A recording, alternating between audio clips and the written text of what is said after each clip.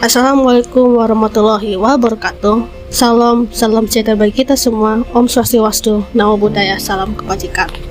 Perkenalkan, nama saya Aprilia Deborah Sande Rombe dari Prodi Pendidikan Sejarah. Dan pada hari ini gue akan menjelaskan my progress from kindergarten to high school. And I need my mom to help me. In other words, I'm going to interview my mom. Before we begin, there are some things I need to tell you. First, dalam wawancara ini gue akan menggunakan bahasa daerah mama saya, since she's a little bit shy, and by talking with her mother tongue, make her way more comfortable, relax, and make her feel like home. And second and last one, we live next to a busy street, so sorry for all the commotions in this audio. So without further ado, let's get into it. Ya, kembali lagi dengan gua. Perkenalkan ini nyokap gua, Mak. Ya, Maafkan. maknya April. Ya, maaf kami ribut juga ya di sini ya. Ya, namanya di kampung. Dan juga mohon maaf karena suaranya agak agak berkurang karena udah lagi flu, pilek. Oke, lanjut ya. Mak, Ya, bagaimana Mak bereaksi ketika kita pertama kali masuk TK, Dang? Perbedaan antara tingkah laku kita masih TK dengan sekarang. jauh beda. Apa? Waktu TK nggak tahu bahasa Indonesia. Ya kan bisa aja nih masa Manado kita sudah bilang. Iya, no, kan nggak tahu bahasa Indonesia kan. Oh, Waktu iya. sekolah pertama. Kang, Ya, apa yang dibilang dari playground, iyo sama aja. baru ke playgroup nggak tahu bahasa Indonesia, TK juga nggak tahu bahasa Indonesia. Itu aja. Itu bedanya. Terus apa lagi? Yang pasti nakalnya minta ampun. Kayak gimana nakalnya? Nakalnya sampai dapur guru diacak-acak. Kan ini kan di playgroup kan. Nah kalau di TK Iya. bagaimana, Dang? TK banyak bikin kegaduhan, Kayak termasuk ke ibu guru Bernadette. karena Komunikasi tidak bisa dengan Bernadette karena Bernadette nya tidak bisa bahasa Inggris. bukannya bahasa Indonesia. Iya, karena dia nggak bisa bahasa Inggris, dia cuma bisa bahasa Indonesia. Iya. Oke, pertanyaan kedua ini ya.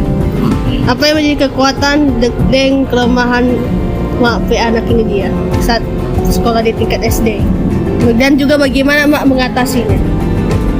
Kalau mengatasi gampang. Enggak kan kesebutin dari kekuatan dan kelemahan dulu baru dia mengatasi. Kekuatan itu bisa diatur. Tingkat SD. Iya, masih bisa diatur. Kong kelemahan Nggak bisa bahasa Indonesia, akhirnya harus les dengan bahasa Indonesianya. Kong tapi memang cara mengatasinya bagaimana? Ya, dileskan bahasa Indonesia karena bahasa Indonesianya jelek sekali. Tiap ulangan remedial. Tapi kalau bahasa Inggris jago. Guru bahasa Inggris dia protes. Cuma itu doang. Ya, Artinya lanjut dengan pertanyaan. paman. Oke. Apa yang Mak lakukan untuk memotivasikan kita setelah belajar di SMP?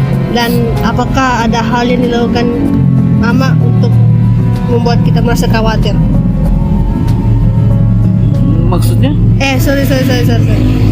Tadi pertanyaannya kayak gini nih. Cara Mama memotivasikan kita saat SMP bagaimana? Iya, motivasi karena kalau SD oke, nilai jelek ini anak malu. Tapi kalau sudah SMP nilai jelek yang malu diri sendiri. Kalau SD nilai jelek yang malu orang tua, tidak bisa mengajar. Kalau SMP kalau nilai jelek yang malu diri sendiri. Jadi dipaksa harus belajar dan nilai tingkat terus. Sudah itu aja? Ya. Oke, lanjut ya. Bagaimana tapi hubungan dong, menurut Mama dong nih dia tapi hubungan yang tapi temang selama di SMA? Ya, baik-baik aja, cuman 1-2 aja yang bisa Seperti ada deh. Pokoknya itulah. Terlalu baik makanya dimanfaatin. Udah itu aja. Ya. Ini mau berbicara panjang nih dia. Ini dia masih nunggu buat desain ke YouTube ini dia mama. Ya nggak usah. Ya nggak usah. Pokoknya karena adik terlalu baik ke teman, sampai teman salah arti, sampai ada yang memanfaatkan tidak baik, sampai ada yang bisa jealous karena ketulusan adik, sampai dorang banyak salah arti. Ada yang positif, ada yang negatif, ada yang menjatuhkan dengan caranya sampai memanfaatkan adik. Dan ya, semua serahkan ke Tuhan Yesus. Ujungnya ini ya. Udah, lanjut. Curhat tuh ya. Kok nggak bisa selain masalah teman nih dia, ada masalah dari kita sendiri gak selama SMA? Nyanda. Serius? Kelas 10-11 yang kita menurut kita hancur banget. Hampir tiap hari dihubungi wali kelas soal tugas. Itu aja. Karena ada temannya yang satu Lucifer yang sering mengganggu.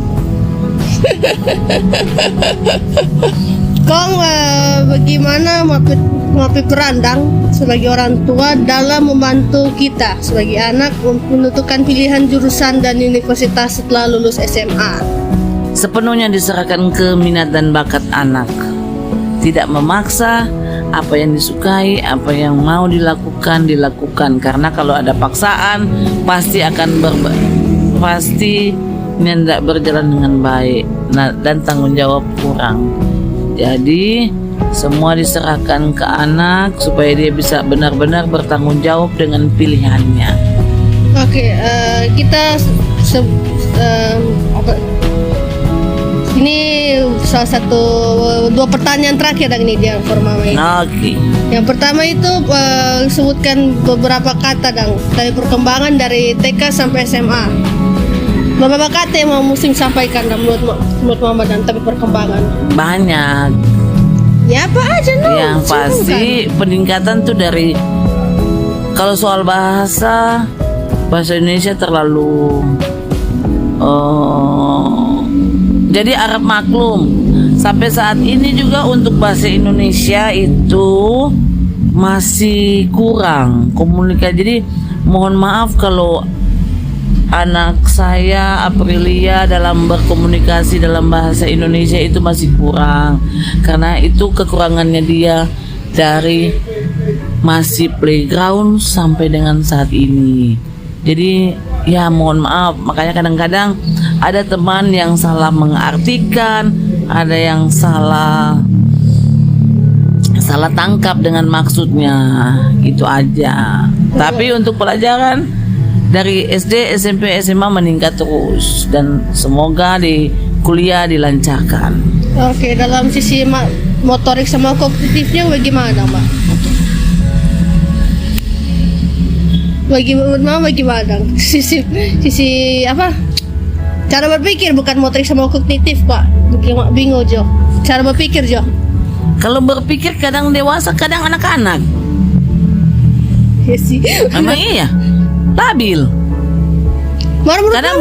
Kadang kalau dengan teman dia bisa jadi dewasa, kadang-kadang ya jadi kalau dengan mama jadi anak-anak ulang. Ya menyesuaikan lah. Masa kita di depan teman-teman menjadi anak-anak. Iya, kadang menyesuaikan. Kadang teman salah arti dalam dia ada yang mencari jalan solusi untuk dia. Oke. Mau penasehat buat kita sama sebagai orang tua. Terakhir dia mama. Emang mama semua mati kok terakhir? Pertanyaan terakhir lah. Oh, bilang dah. Mama pesan kuliah harus lancar, komunikasi diperbaiki supaya semuanya berjalan dengan baik. Bukan cari jodoh kan? Ya sekalian seiman yang pasti. Yang pasti kuliah diutamakan. IPK harus lebih bagus terus, pertahankan nilai. Dah. Oke, sudah habis ini dia. Makasih nih Mak. Iya. Oke. Aceh.